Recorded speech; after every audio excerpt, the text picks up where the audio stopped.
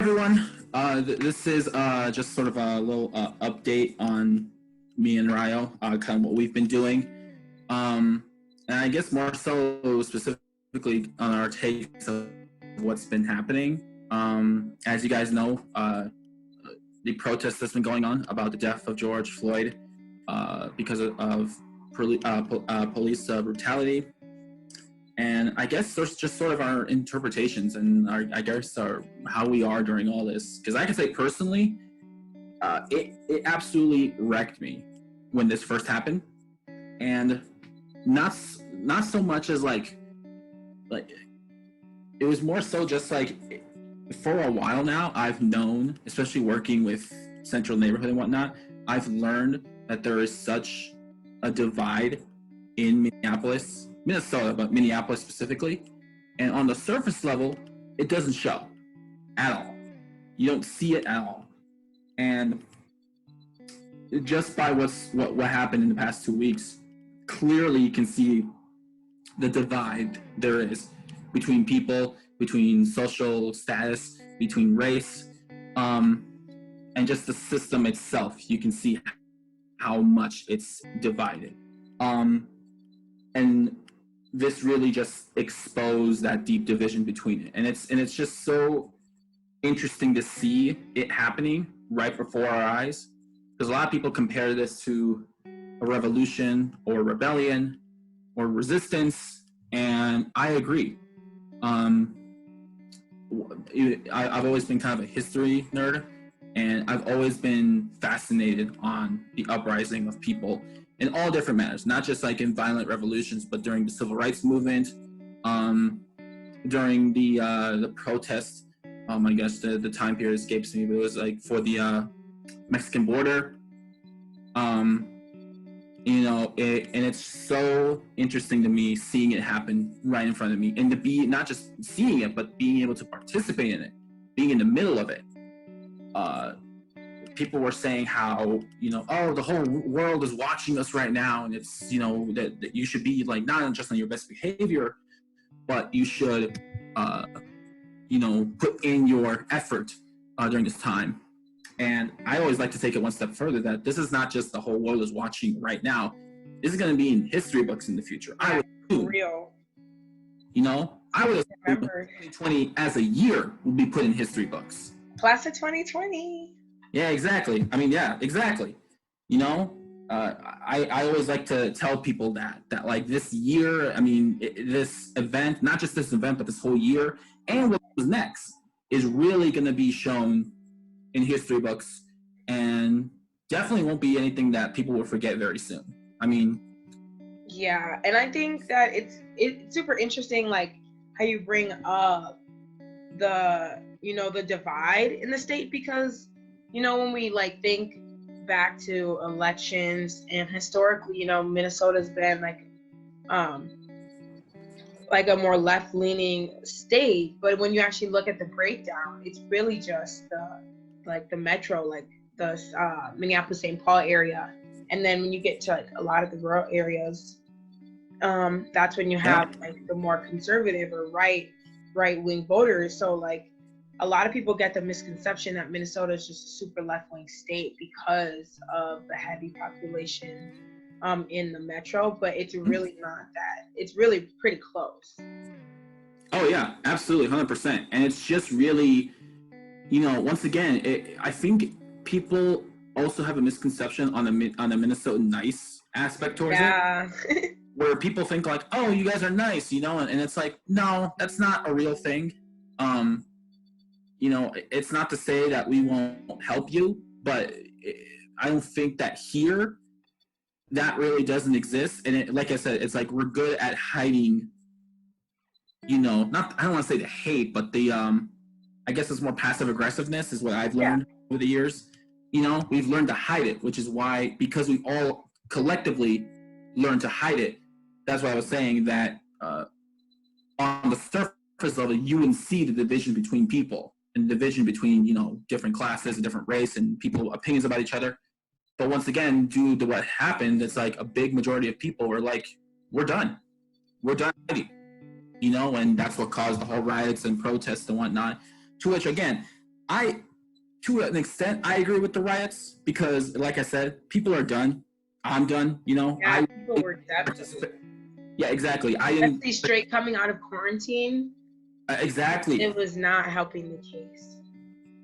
Exactly. It's like I understand the anger, but I vote more for the peaceful protests that we've been doing and participating in and seeing more around, especially as this has been dying down.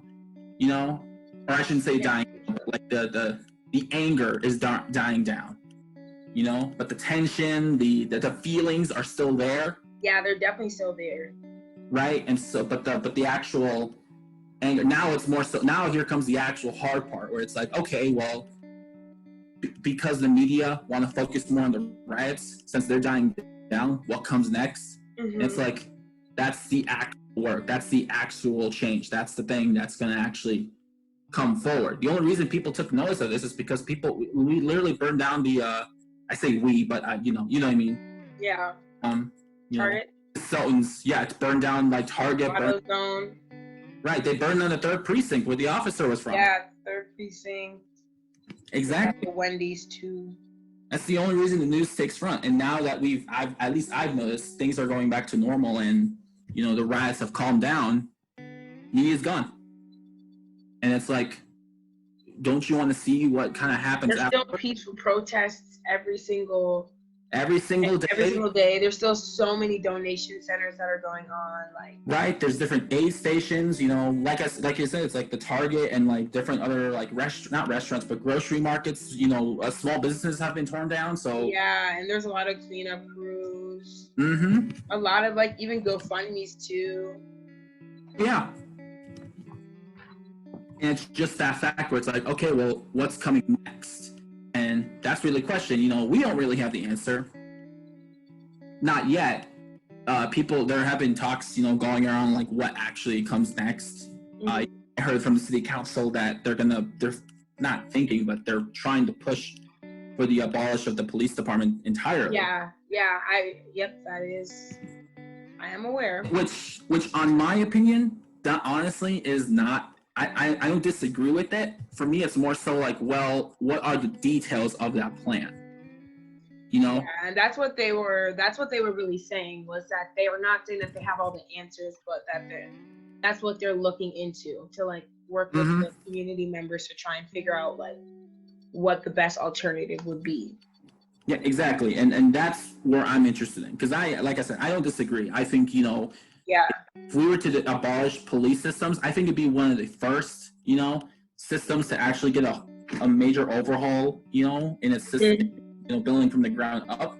And I was telling my friend this a couple days ago, like, if we managed to do this successfully, the city of Minneapolis will learn how to basically restart the police department from the ground up. I could totally see this idea circling all around, first our neighboring states and then going around for sure the country. But once again, it's like we don't know what actually is going to happen. Right. It really is just a matter of time and seeing what we're going to end up doing. It's going to take a lot of work on the part of the community, the neighbors, the people actually living here. And it's so funny seeing how much more connected we all are. I don't know if you've noticed that, but it's just funny to see how everyone's just been so much more connected. I don't know, I feel like I've been seeing everyone from my neighborhood, from my block, from my like the people that we work with, I've been seeing more often. Obviously that they that they work in the building, but they're also participating in the neighborhood. That's obvious, but it just feels like we're all more connected because of this. And I feel like that's what really Minneapolis is all about, which is why when I first saw the video of the policeman, murdering George Floyd, it angered me because I thought we were better than this. I really thought that we as Minnesotans were much better than this because, of, I guess, our reputation of being nice, of being a much more progressive, state. At least in my opinion, the work that we were doing was moving forward. But then that really, and once again, it was the aftermath that really showed oh no, there's a really deep division. you can definitely tell, and not just here, but across the whole world. I was seeing news reports on, Black people in the UK Mm-hmm. testing and doing. Yeah, in other countries all over the world. And it's one of those words where it's like, you know what? The people of color are done, are absolutely done. Time after time again, and yeah, I'm sorry, I felt like I was ranting there, but it's just that. No, not even. I definitely disagree with like everything you're really saying. Mm-hmm. I think that like one major thing I've been seeing is that a lot of people have said this feels different than like other protests that have happened, after the deaths, after the murders of countless like Black lives. So like a lot of people are saying, this feels like a revolution, this feels different. And, we are seeing different results.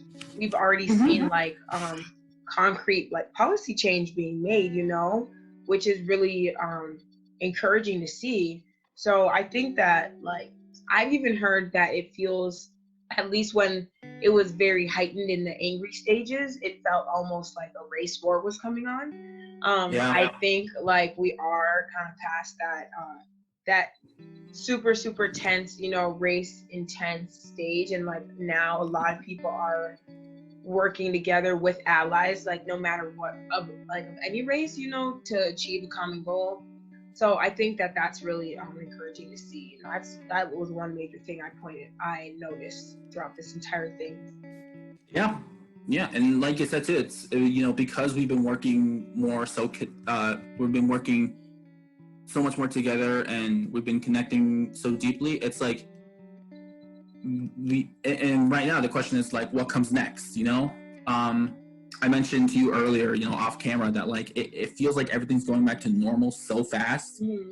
And it's just more so like, I don't know what's going to be happening, like I'm sure that we're going to keep doing them, but it's not but now our kind of vision, I guess, is different now. Right. Our perspective is different now. Right. It's like, okay, well, how do we shift our goals and our plans to fit that perspective now, knowing that what's been happening and what's probably going to happen in the future, and not knowing how do we get to that state, that's more so what I'm excited about, but it's like, I really don't know, I don't know what's going to happen next. It'll just be interesting to see how this all unfolds. Yeah, exactly. And what the new normal is, because I feel like, this is something that we're not going back from, I agree. The way it was. I agree. It's definitely something that's going to change, absolutely. And which is why I'm saying that this, maybe not this like event specifically, but the year 2020 is going to be in history books. And I guess I shouldn't sugarcoat it. These riots and all these stuff, and protests and, encouraging work that people are doing are going to be in history books in the future. I would assume so. Like you said, it feels different. This feels much more different than any other, murder, of a person of color in the past, which sucks because I feel like every time a person of color dies because of either police brutality or the system in some way, there should be riots, there should be something even more to do, but I feel like because that people of color are just done with the systems and done with the systems that had failed them so many times, I feel like that's why it's different, because usually I'm a person that's like, what, I wouldn't usually agree with riots, or I would take more like peaceful approaches, like what we have been doing in protests on 38th Street, and doing more of those things. But I can totally sympathize with the people rioting and people who are legitimately angry, because I was angry. I am still angry, about everything that's been going on. Right. And I mean, I just feel like you can't tell anyone really how to deal with how to deal with what's going on, especially like Black people have so many years of oppression too, so it's just kind of like no one can really understand. So it's like, how can anyone really tell them how to deal with that? Because no one else understands. That's just how I feel. So yeah, I think it's all interesting, and like as long as everyone, I feel like during this time it's been important that everyone's been like trying to educate themselves as well. Mm-hmm. Just moving forward with everything that's coming up, you know, we still have an election coming up this year. Just Yeah, think we about do. so much that everything that's going on this year. So it'll be I interesting. know. On top of everything that's been going on for 2020, there's still the presidential election this year. What are the consequences of that?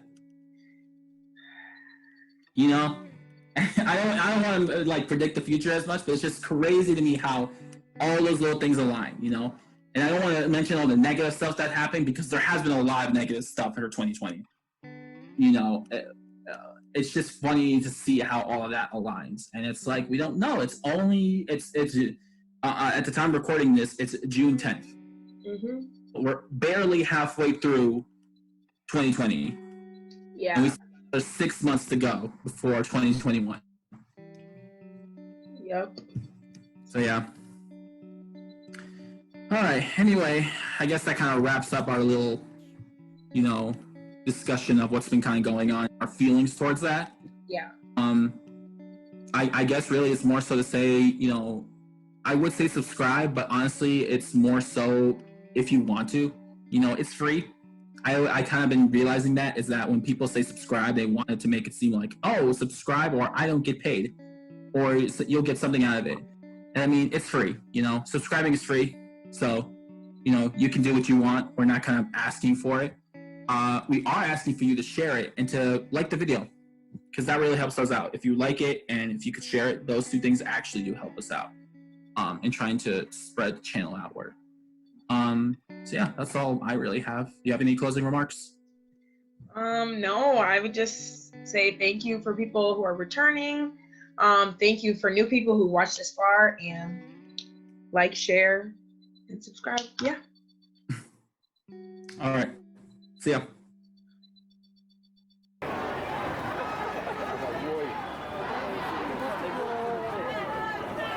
Here, you got a large group right now at Waring and Coringa, Florida. Also down at Bell Road in Coringa, they overtook the